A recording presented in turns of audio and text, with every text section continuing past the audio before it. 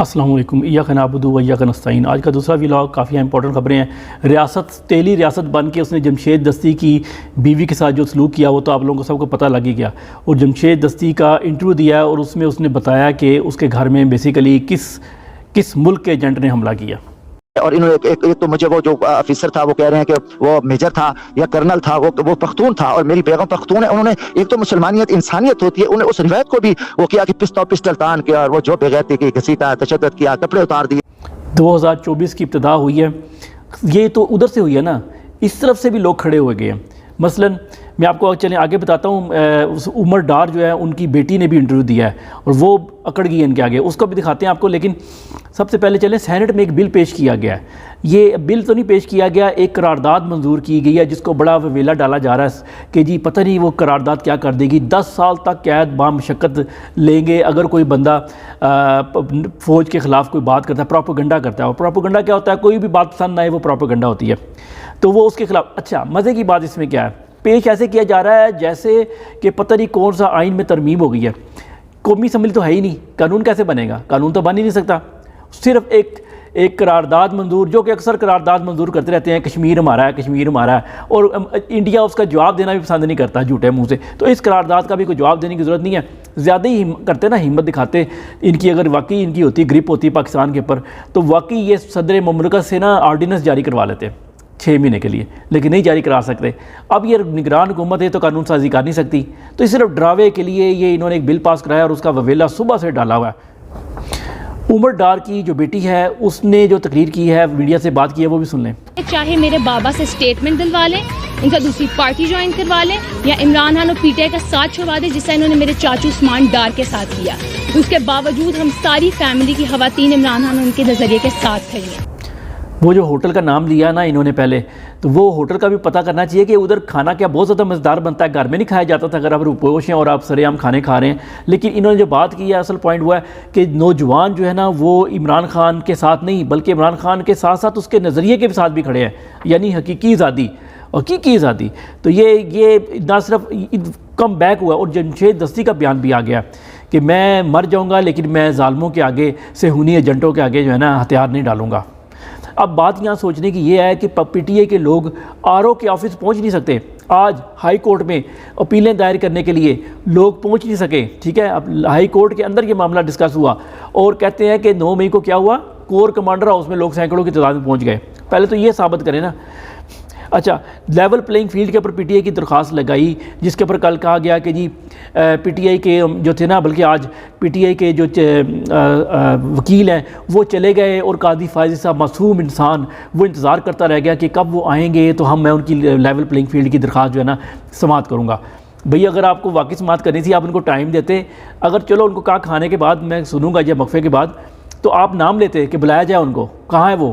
تو جی ان کی نظریں ڈھونڈ رہی تھیں۔ لیکن اب جو معاملہ اٹھایا گیا تو پتہ لگا کہ کہتا میں کل نہیں کروں گا، میں جو نا 3 تاریخ جو کہ آخری تاریخ اپیلیں دائر کرنے کی، 3 تاریخ کو کروں گا اس کی سماعت، اس کیس کی لیول پلینگ فیلڈ کی۔ اور لیول پلینگ فیلڈ کی مجھے دیکھ لینا، یہ رات تک فیصلہ نہیں کرے گا، یہ بڑا بغیرت انسان ہے۔ اس کے علاوہ جسٹس علی باقر اس کے میرے خیال میں اس کے جو 3 رکنی بینچ سنے گا اس میں شامل ہے۔ آج اس کے پاس جب لوگ پہنچے کہ جی RO کے آفس میں درخواست نہیں جمع کرائی جا سکتی، اس نے ہمیں رسید نہیں دی کہ ہم آپ کے جو کاغذات نامزدگی مسترد کرتے ہیں اس کی رسیدیں نہیں دی، کہا گیا تو 2 تاریخ تک ملے گی، تو پھر کل تک ملے گی تو پرسوں کو اپیلیں دائر کریں گے نا۔ اس نے یہ بھی کہا کہ صرف پی ٹی آئی کے ساتھ یہ ظلم ہو رہا ہے، ان کے ساتھ یہ غیر آئینی کام ہو رہے ہیں، جبکہ نواز شریف کو تو فوراً انہوں نے اس کی اپیلیں بھی مسترد کر دیں۔ تو اس کے جواب میں علی باقر نقوی نے کہا کہ اسی کو تو لیول پلینگ فیلڈ کہتے ہیں۔ کہکا لگا، حالانکہ یہ کہکے کی بات نہیں تھی، شاید انہوں نے سرکاسٹک یعنی طنزیہ انداز میں کہا کہ یہ ملک میں جو ہو رہا ہے شاید انہوں نے طنز کیا اپنی طرف سے۔ جب بندہ، ہمارے مرشد کہتے ہیں کہ جب جو بہادر ہوتا ہے نا وہ گالی بھی دے لیتا ہے، پکڑ بھی لیتا ہے، جو ڈرپوک ہوتا ہے نا ہماری طرح وہ طنز کر لیتا ہے، تو ہم بھی طنز کر لیتے ہیں، شاید اس نے بھی طنز ہی کیا ہے کیونکہ ہے تو وہ طاقتور لیکن ڈرپوک۔ محمد زبیر نامی ایک بندہ ہے نون لیگ میں، اس نے کچھ انکشافات کیے کہ جی میں نے ملاقاتیں کرائی تھیں نواز شریف کی اور اس کی، ٹھیک ہے نا، شہباز شریف کی، اور میں نے جو ہے نا یہ NRO 3 کر کے دیا تھا۔ اب وہ تو ایک جھوٹا انسان ہے، اس پہ آپ اعتبار نہیں کریں گے، تو ہم ارشد شریف کا ایک انٹرویو تھا وہ اس کا کلپ سنا دیتے ہیں، آپ کو ساری بات سمجھ لگ جائے گی۔ فارمی سٹاف سے ملاقات کے حوالے سے میں یہ ضرور واضح کر دوں کہ محمد زبیر صاحب نے 2 مرتبہ چیف آف آرمی اسٹاف سے ملاقات کی، ایک دفعہ اگست کے آخری ہفتے میں اور دوسری مرتبہ 7 ستمبر کو ان کی چیف آف آرمی اسٹاف سے ملاقات ہوئی، جس میں ڈی جی آئی صاحب بھی موجود تھے، اور دونوں ملاقاتیں ان کی درخواست پر ہی ہوئیں، اور دونوں ملاقاتوں میں انہوں نے میاں نواز شریف صاحب اور مریم نواز صاحبہ کے حوالے سے ہی بات چیت کی۔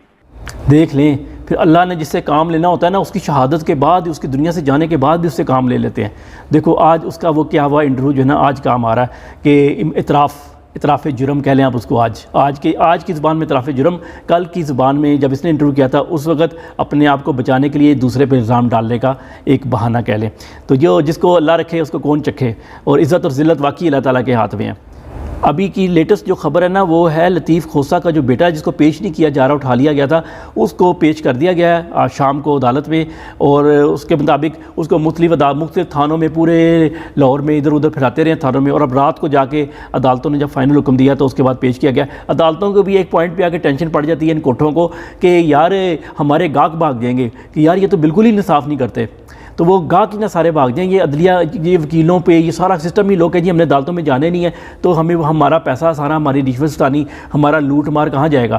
تو وہ آخر میں جب بہت اینڈ ہو جاتی ہے نا، پھر اپنی کہ جی تھوڑی سی عزت رہنے دو، تو وہ پھر آ کے تھوڑا سا پر مار کے، پر بھی نہیں، میوچل انڈرسٹینڈنگ کے ساتھ یہ مجرا سٹارٹ کر دیتی ہیں۔ آخری جاتے جاتے خبر انٹرنیشنل بتا دیتا ہوں، ساؤتھ کوریا کا جو حکمران ہے کم جونگ ان، اس نے فیصلہ کیا ہے کہ وہ ساؤتھ کوریا پہ اپنا کلیم انہوں نے ختم کر دیا ہے کہ ہم ساؤتھ کوریا پہ اب ہم کسی قسم کا کلیم نہیں کرتے، مطلب جنگ سے دستبردار ہو گیا اور اپنا ایک جاسوسی کا سیٹلائٹ بھی چھوڑ دیا۔ تو یہ ایک بڑی شفٹ ہے، یہی شفٹ پاکستان میں ہو چکی ہے کہ کشمیر کے اوپر سے کلیم ہٹا لیا گیا، اور کوئی جنگ نہیں ہوگی، یہ آپ لوگوں کو معلوم ہے۔ جنگ ہوگی تو وہاں ہوگی، جہاں بھی ہوگی دنیا میں، ادھر صرف ہم ڈالر کمانے کے لیے حصہ لیں گے، اپنے حق کے لیے کسی صورت میں کھڑے نہیں ہوں گے۔ انا للہ و انا الیہ راجعون۔ السلام علیکم۔